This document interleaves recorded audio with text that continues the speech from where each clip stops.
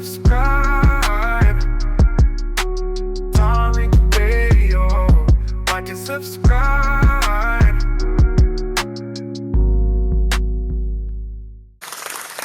All right, what's up, man? We're in the building. Yes, we are. I'm Tariq. I am Tariq, and you are you, and we're here for the tap in. Glad to have everybody in here, ladies and gentlemen. Glad to have y'all in here. Everybody give me a retweet and let folks know that we are definitely live right now. Give me that fly retweet, ladies and gentlemen. People are coming in the room very quickly. That's a beautiful thing. And while you're coming in the room, let me do my ritualistic shout outs. That's the ritual. The room isn't complete until I give them shout outs to some of the great FBA fam and some of the others too, some of the non-FBAs who are riders. Much respect to you too. Tierra Dynamite, I see you down there. I ain't seen you in a minute, dear. Tierra Dynamite, FBA Law, Percy Earl, Chocolate Jello Pudding, MRK, Rhonda, Patty Cake, Anya Saru, Miss Skyline, Sweets, Kiki. We got FBA True to This. We got our lovely sister Brooke in the building. We have Annika in the building, Stephanie, Ernez, Brother Mikal, the lovely Rashonda in the building, Nikki the God in the building. And we have the Black Man is God in the building. So much respect to you guys. So we're going to get right into it, and we're going to cover a lot of things on the broadcast this day. Now, as you guys probably heard, there was an airstrike, a preemptive strike. Israel struck Iran. They hit them. Well, they hit them hard today. And Iran is accusing the U.S. in aiding Israel. Israel saying they got the right to retaliate. I mean, Iran is saying they got the right to retaliate. That's what the foreign ministry said. And he's accusing Washington, D.C. of aiding the overnight attack. The U.S. said, hey, we didn't have anything to do with it. Iran is like, we're not going to hesitate to defend the nation. The ministry said that Israel's strikes could not have taken place without the assistance of the U.S. And he said that they're responsible for the consequences of Israel's actions. He says such aggression by the Zionist regime against Iran could not have occurred without coordination and authoritarian green light from the United States. Now, according to the U.S. government, the regime's um, primary backer, they say they're responsible for the dangerous consequences of this dangerous, reckless escalation. Iran has called on the members of states of the United Nations to urgently and collectively condemn Israel strikes. And the U.S. position is, hey, we're not involved. Mark Rubio said, hey, we didn't have anything to do with it. And he went on to say, tonight, Israel took unilateral action against Iran. We're not involved in strikes against Iran. And our top priority is protecting American forces in the region. He said, based on the above news story, that's what it is. So it's going to get very interesting out here. It's going to get very, very interesting out here. People are like, hey, somebody's going to try to get their lick back. They're like, yeah, Iran ain't going to really, take that sitting down. They're going to try to retaliate. And what they did, they hit Iran's nuclear plants. And from what I understand, they killed some top officials in Iran. Some of this stuff is just developing right as I'm speaking. I'm still looking at the AP Wire and CNN and some of these other news outlets. Oh man, it's getting heavy. Let me look at some of these other news outlets. On the AP Wire, yeah, the Israel hit those nuclear sites in Iran. Um, Israel's targeting Iran's nuclear sites. Head of Iran's paramilitary Revolutionary Guard is feared dead. They were hitting some of the top guys up there. They were hitting them heavy. Um, Tensions rose over Iran's nuclear program. The U.S. responds with a warning. The U.S. has warned Iran not to target U.S. forces in retaliation. The U.S. began pulling some diplomats from Iraq's capital and offering voluntary evacuations for the families of U.S. troops in the wider Middle East. So this thing could get kind of sticky, family. This thing could possibly get sticky. And I'm going to get some of the calls in, but what are some of the ramifications that could possibly happen with this situation? What are some of the ramifications that can go down? What can possibly happen? Well, as they're saying, increased threats to U.S. forces in that region. And Iran said, hey, we're going to get our lick back on somebody. We getting our lick back. So now the U.S. military bases, the assets, the personnel across Iraq, Syria, Bahrain, the Persian Gulf, they're at risk right now. They're at risk for retaliatory strikes and proxy attacks.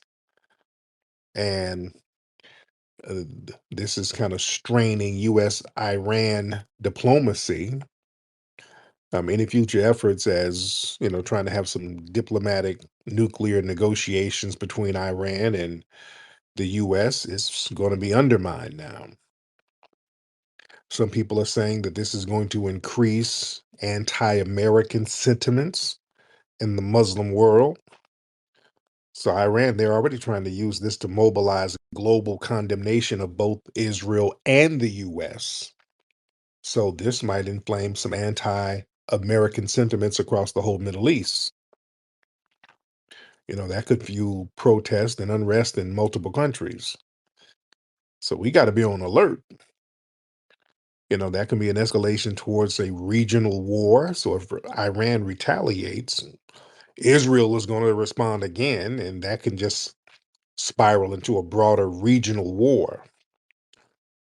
And the U.S., they'll be under pressure by their allies to get militarily involved. And the major thing is this stuff happening over there in the Middle East. This is it'll start disrupting the global oil markets. Excuse me. Any retaliation from Iran targeting any of those Gulf shipping lanes or any of those Saudi oil infrastructures, that'll cause oil prices to skyrocket, and that'll affect the global economy in U.S. domestic markets. So there's a lot of ripple effects that might happen here. There's a lot of ripple effects that might happen here. And also, what we got to watch out for, propaganda and recruitment for terrorist groups. So yeah, some of those people over there, they can start getting Hezbollah and all these folks riled up, like, hey, let's get these bombs popping. Come on, let's strap up. So yeah, they're gonna use this to recruit some riders over there. So we got to have our necks on a swivel right now, huh? Because here's the thing: we don't know what immigrants they let over here. They got a whole bunch of them over here from the Middle East, so you don't know who's gonna be a little sleeper cell over here and when they're gonna strike. Yeah. That's the mistake they made, just letting everybody over here all willy-nilly. Let me get my brother Maverick in here, the Maverick Approach. Brother Maverick, hop on in, sir. Brother Mav, hop on in. How's it going, brother? How you doing? I'm good, brother. How are you, Mav? I'm good. I'm good. Just watching all this craziness going on. Oh, yeah. What do you think Man, about that strike? man. Well, Trump already said that. He said that he's gonna back up Israel. So Mm. he's already saying that if they retaliate, which they already just now, they just said that Iran is about to launch 100 drones over Israel. Oh, damn. So yeah, it's going down right now. So I think we're gonna be pulled into this. It's just a matter of when. Mm. So I think that it's definitely going down, and it's interesting timing too because we're in a vulnerable state right now because of all the stuff going on with the immigration, with ICE riots, and everything else too. Yes. Yes. So you got to factor all that in. So we're in a very vulnerable state. So it's interesting timing that all this is leading up to June 14th, which is Trump's birthday. It's the 250th anniversary of the military. So you know Trump's gonna have to flex. He's gonna have Yeah. to flex right now because he ordered about 50 tanks, 600. About almost 7,000 soldiers for this. They're calling it Trump's parade, but it's just for the celebration of the army. But they did it the same day of this No Kings thing that is actually funded by Christie or Walton from the Walton family, Walmart. So it's a lot of interesting stuff going on right now. So I don't know. It's pretty spooky right now. So I don't know. We just got to keep your head in the swivel. Yes, indeed, man. Thank you so much, brother.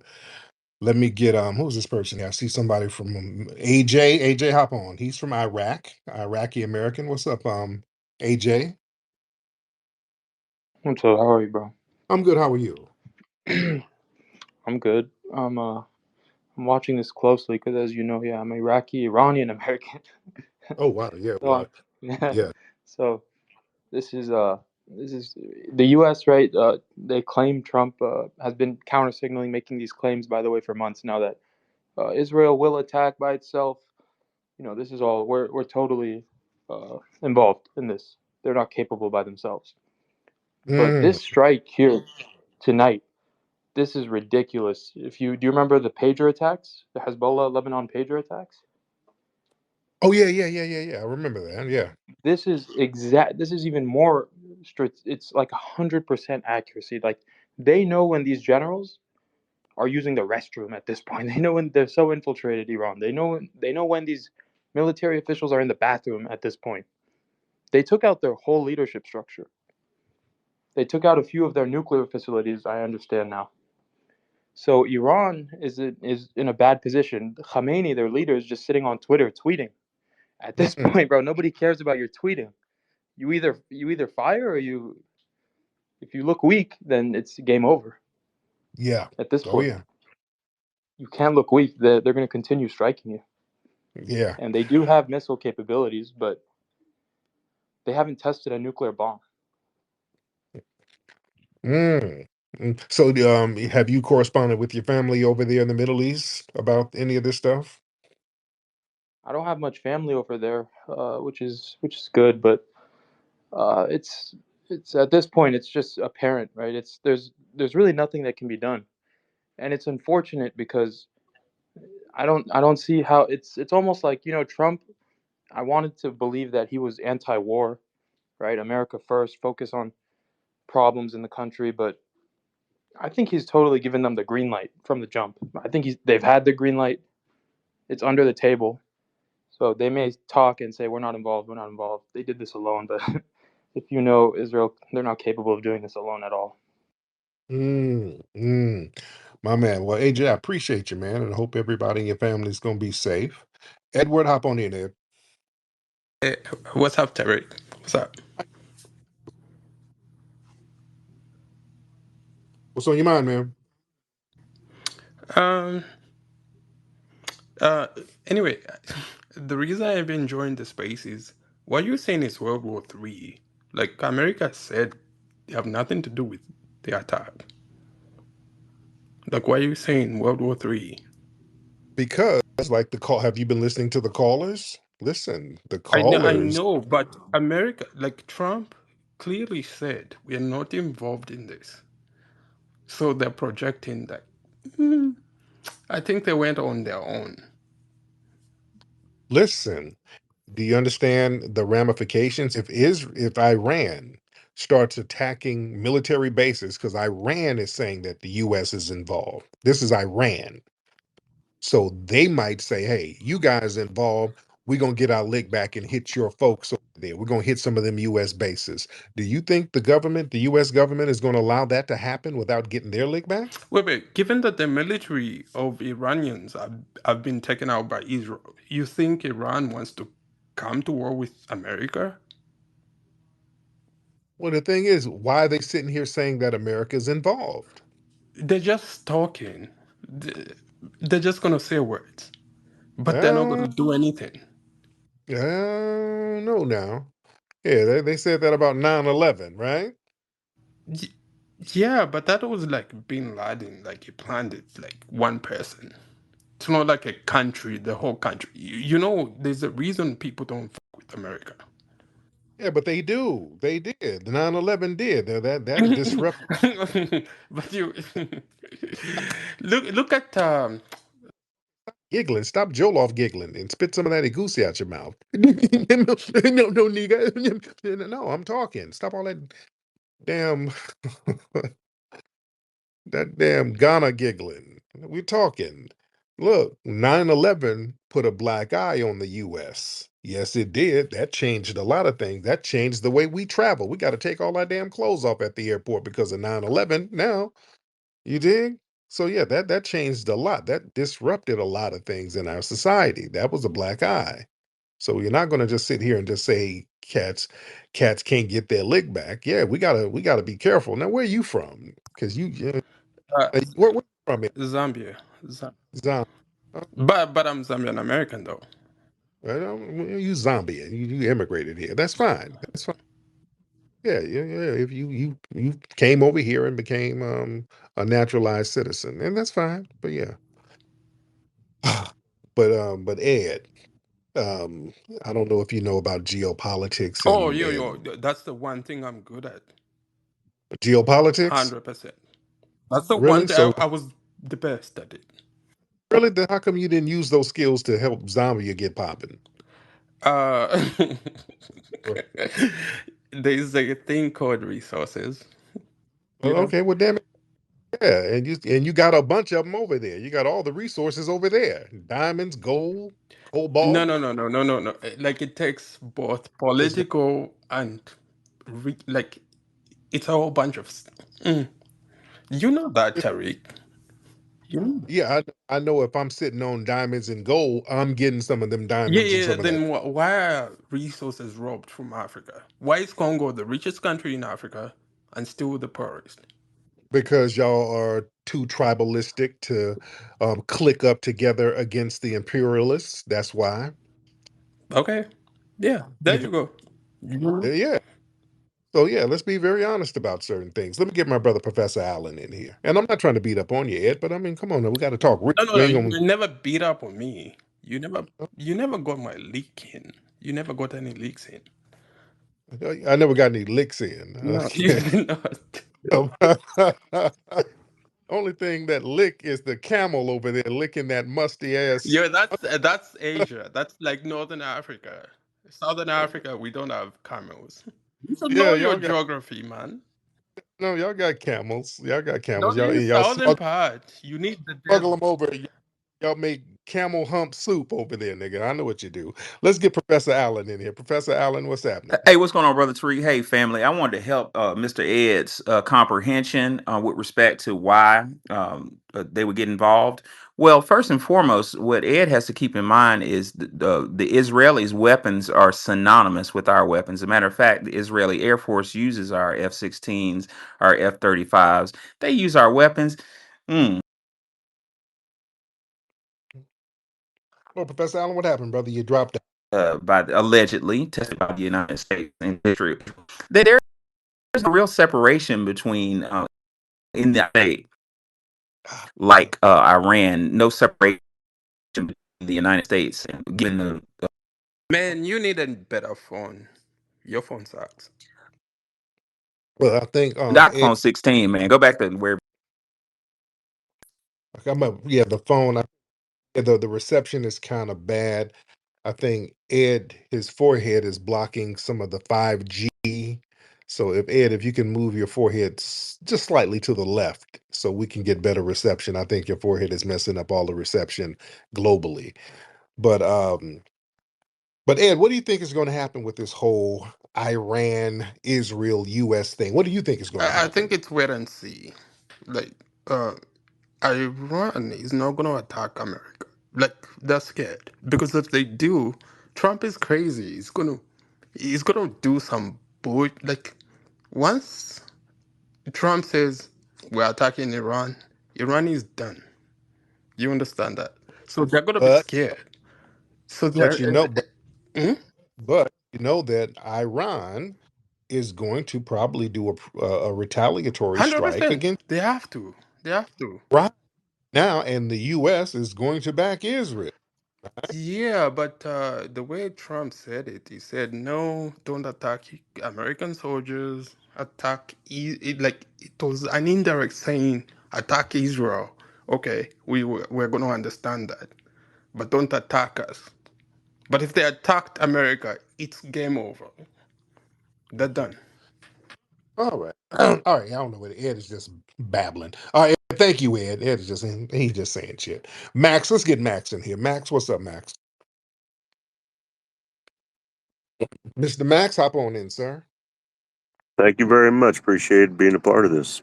Good Yes, indeed. evening, everyone. Yeah, how you doing, Max? Doing very well. Thank you very much. Yes, indeed. So what do you think about this strike in Iran? What do you think will be some of the consequences of it?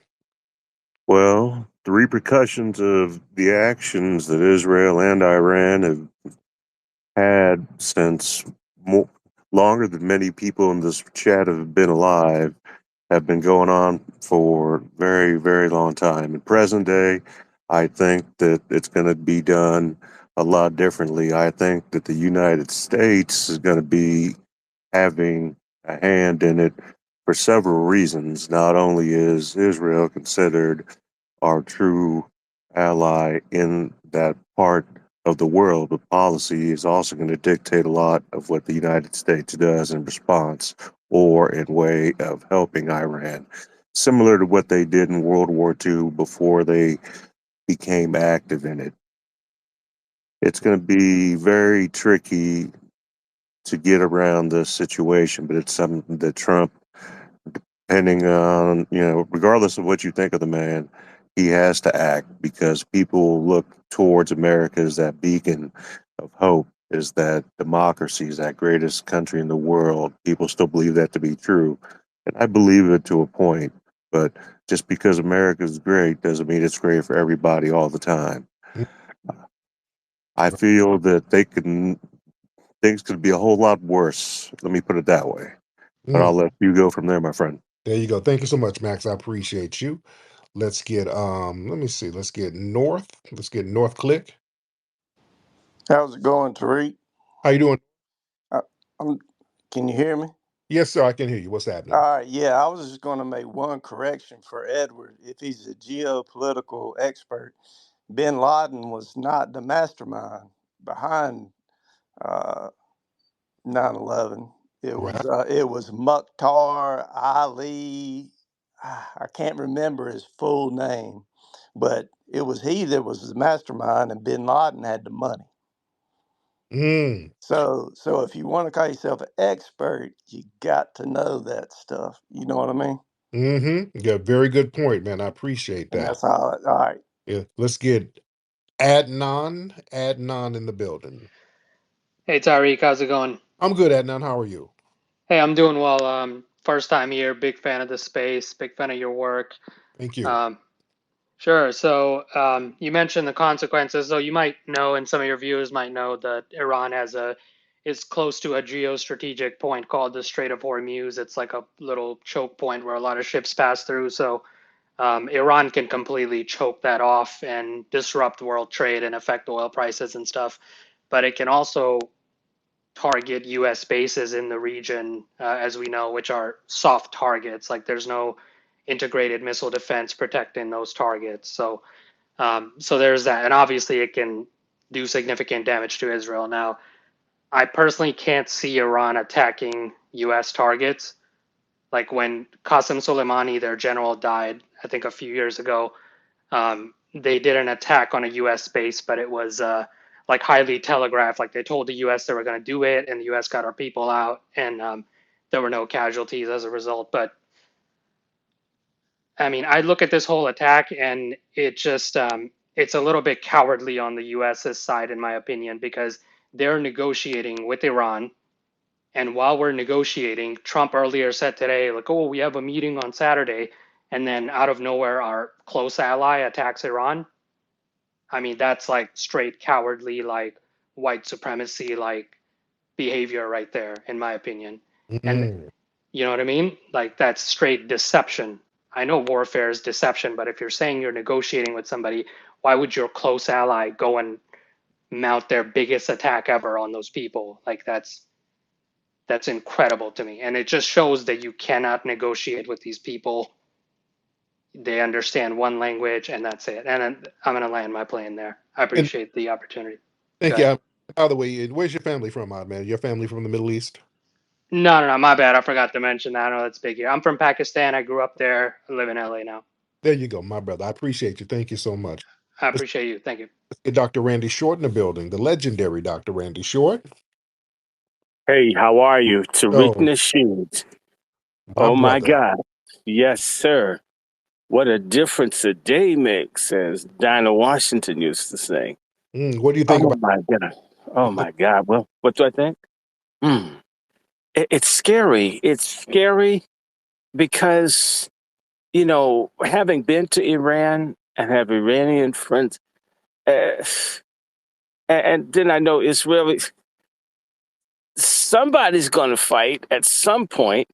I Mhm, don't know how much, but you know, this is the thing that concerned me. They killed the head assistant to Ayatollah Khamenei. I want to explain to anybody listening that Sunni Islam is different from Shia Islam in the sense that in Shia Islam, the Ayatollahs are like popes. They speak for God, they're God's man.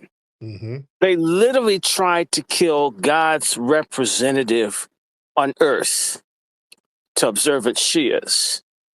You want to get a war out of people, go after people that they venerate almost like on the level of a living God. They haven't said what his health is. People need to remember in the early 80s, the U.S. through Mujahideen al-Khalq, a group of this crazy sex cult type Iranians, blew up a significant part of the leadership of Ayatollah Khomeini's political party. And Khamenei, his arm to this day has been damaged from the bomb blast he survived that killed dozens of people. This old man is as hard as a brick.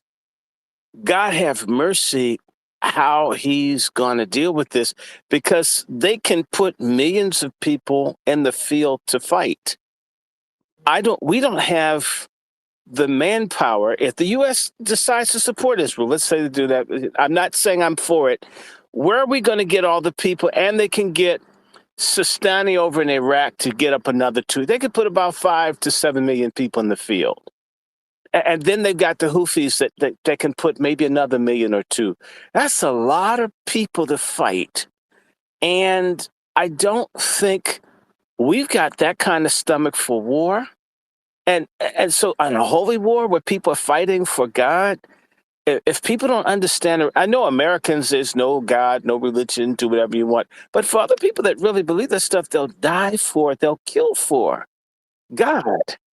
And so I don't know if people understand, these people have an eschatology. They have a whole idea that they're going to go in and attack. At some point, they're going to fight over Jerusalem, Al-Quds for Muslims. And so that's a big part of it. So what happened may accelerate what will ultimately be. So maybe not World War III now, but we can have a hell of a regional war at any given moment. And if you start looking around, it's hard to see Al Jazeera. It could be a real mess. I know they want to do a regime change. They want to get rid of all the people there, but killing off the leadership of certain people it's not like black folk. They've got other people to fill those slots. And the younger they get, I suspect the angrier, the more radical they are. So they've on one level, you got rid of Salami and you killed the guy back in 2019. Forgive me for not remembering the name of the gentleman that they assassinated in Iraq, but the gentleman just mentioned his name, Qassam. I'm sorry. You could do what you want, but mhm, these people are going to fight. So I don't think the real thing is they've got to do something with Netanyahu. The man is, if you saw the United Nations, most nations of the world voted against the United States and Israel, which is what I think really just made it go forward. They're running out of options to placate Netanyahu and these people with this Samson option where basically they'll just blow the whole world up if they don't get their way. I'm not saying it's everyone, but it's certain people. Some of them are Christians, some of them are Jewish, some of them are whatever. They're people who want World War III. I don't think we'll get it, but it's no matter what, nobody's going to be better for conflict. And it's going to be ugly if they don't come up with something quick.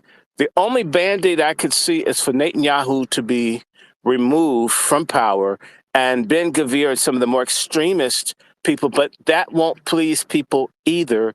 Therefore, there is a conflict.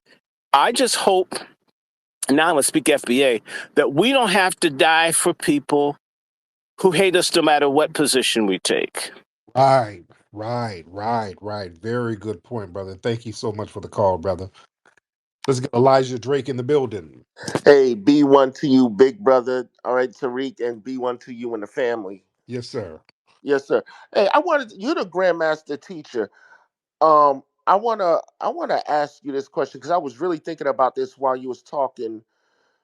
The situation with Israel at this point, I don't even know if to call them an independent nation. Would you agree with your wisdom that they are actually a satellite of the U.S., big brother?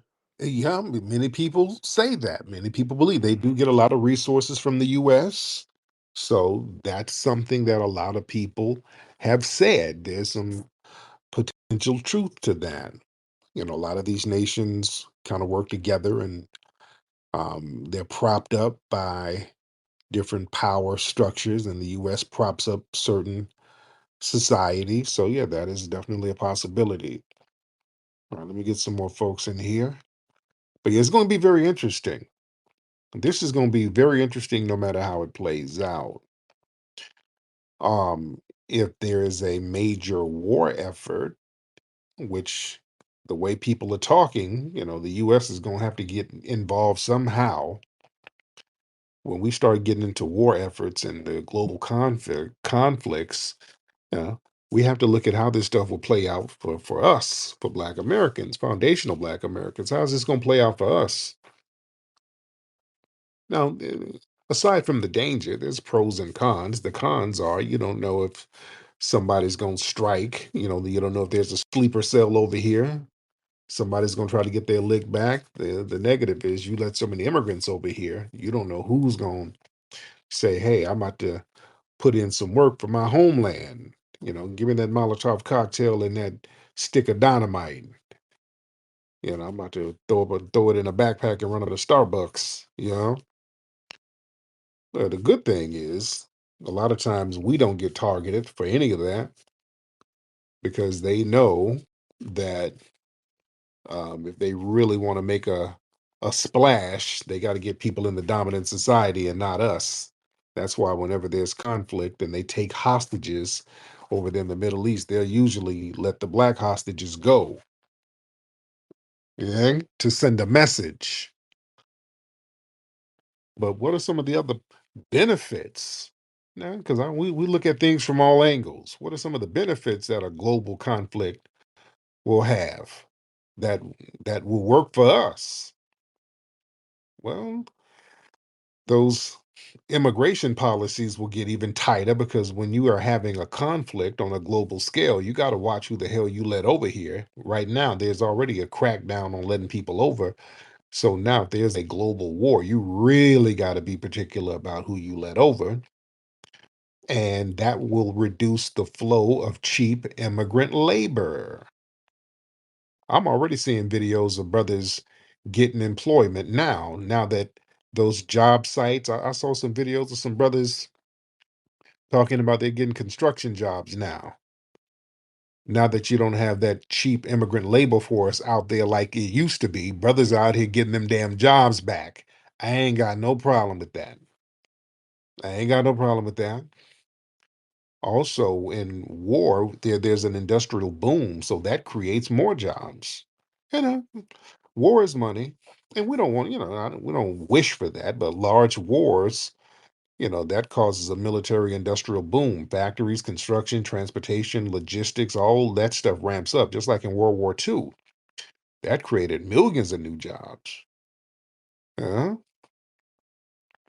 That's why a lot of folks were able to, get homes and stuff like that in the 1950s, the military jobs. Yeah. And, that will increase leverage through military service with a lot of the black soldiers. You understand? So there's a lot of potential benefits that can happen. There could be potential federal investment for urban infrastructure because the government, they'll start pouring money into domestic infrastructure to support war logistics, ports, railroads, airports, manufacturing hubs.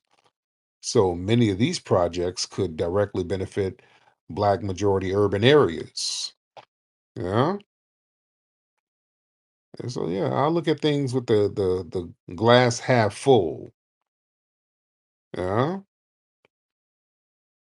Let me get my brother Professor Allen back in. Professor Allen, hop back on in, sir. Professor Allen. Hey, yeah, but forgive the a reception. I'm visiting my dad in Birmingham. He lives on a golf course, and they don't have towers over here. But I was going to be quick. All I was saying was, Israel and America. Well, Israel uses America's weaponry, our F-16s, their air forces are our planes, our weapons are our weapons. A lot of testing goes on over there, and I wanted to point out that this is massive because, um, uh, Israel is the 17th largest military in the country ranked, and uh Iran is number 16. So this is a massive military conflict. And if Iran starts spanking Israel, I'm gonna end with a question. Do y'all think America's not going to get involved to save their investment on Mm, that? I'm out. indeed. Thank you so much, brother. Excuse me. All right.